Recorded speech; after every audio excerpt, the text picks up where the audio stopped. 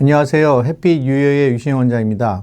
오늘은 난청에 관심 있는 분들이 반드시 알아야 할 가장 기본적이지만 핵심적인 내용을 정리해 보았습니다. 난청에 대한 개념이 부족하면 치료 과정에서 불필요한 오해가 발생할 수 있고, 이에 따라 잘못된 치료 방침을 선택하게 될 가능성이 높아지기 때문입니다. 따라서 오늘 방송에서는 난청의 종류와 그 분류 기준에 대해 정확히 이해할 수 있도록 자세히 설명해 드리고자 합니다. 난청은 발생 원인에 따라 전음성 난청과 감각신경성 난청으로 나뉘며, 감각신경성 난청은 다시 감각과 신경성 난청으로 세분화됩니다.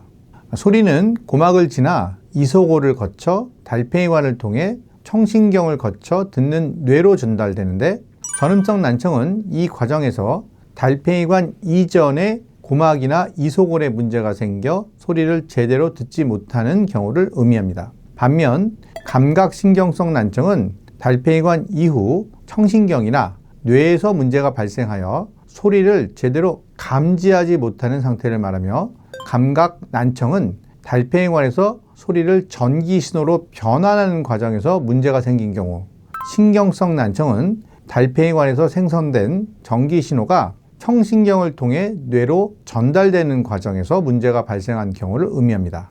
이러한 난청의 유형을 정확히 감별하는 것은 비교적 간단한데, 난청을 주요 증상으로 병원을 방문하면 순음 청력 검사를 진행하며, 이때 기도 검사와 골도 검사를 함께 시행하면 난청이 어느 부위에서 발생했는지를 어느 정도 구분할 수 있습니다. 그러나 만약 기도 검사만 진행되거나 골도 검사가 정확하게 이루어지지 않는다면 난청의 종류를 명확히 파악하기 어려워지고, 이는 치료 방향 결정에도 중요한 영향을 미칠 수 있습니다. 난청을 겪는 환자들이 가장 궁금해하는 부분은 자신의 난청이 치료 가능한지의 여부이며, 이때 중요한 요소가 바로 치료 시기입니다.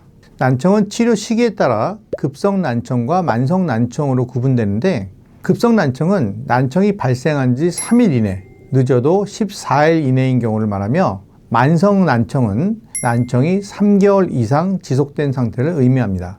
특히 치료 시기가 중요한 난청은 달팽이관의 손상으로 발생한 감각신경성 난청으로, 대표적인 예가 돌발성 난청입니다.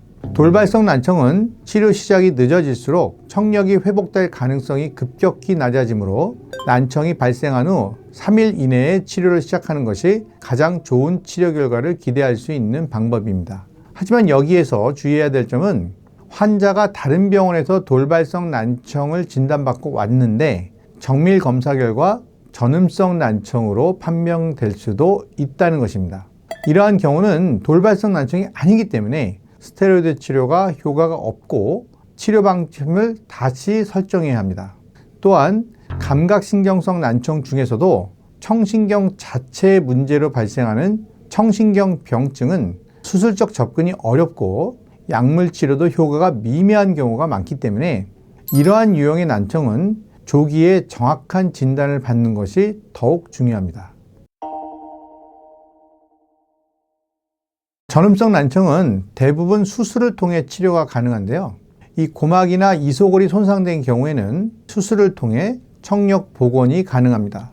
마치 다리가 끊어진 다리를 다시 건설하듯이 고막이나 이소골을 수술로 복원하면 소리 전달이 회복될 수 있습니다. 그러나 모든 전음성 난청이 수술로 해결되는 것은 아니고, 중이의 공기가 정상적으로 공급되지 않아서 고막에 이게 진동이 원활하지 않은 경우나, 이소골 중에서 등골이 손상된 경우에는 내의 손상의 위험 때문에 수술이 어려운 사례도 존재합니다.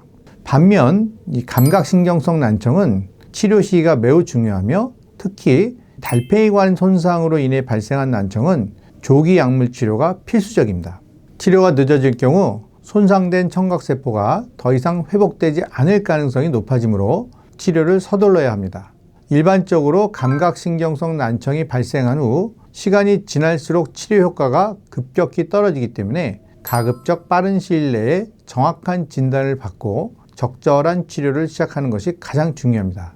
정리하자면 전음성 난청은 대부분 수술을 통해 청력이 회복될 가능성이 높지만 감각신경성 난청은 치료 시기를 놓치면 청력을 되찾기 어려워지므로 조기에 치료를 시작하는 것이 매우 중요합니다. 이러한 난청의 기본 개념과 치료 원칙을 정확히 이해하면 자신의 난청 상태를 더욱 명확하게 파악할 수 있으며 올바른 치료 방향을 결정하는 데에도 큰 도움이 될 것입니다. 난청에 대한 이해가 부족하면 치료 방향을 잘못 설정할 수 있고 이는 최적의 치료 결과를 얻는 데 방해가 될 수 있습니다. 따라서 본인의 난청 유형과 치료 가능성을 미리 숙지하고 귀 전문의와 충분한 상담을 받는 것이 중요합니다. 이러한 개념을 바탕으로 병원에서 더욱 정확한 진단을 받을 수 있기를 바라며 오늘 방송을 마치겠습니다. 시청해 주셔서 감사합니다.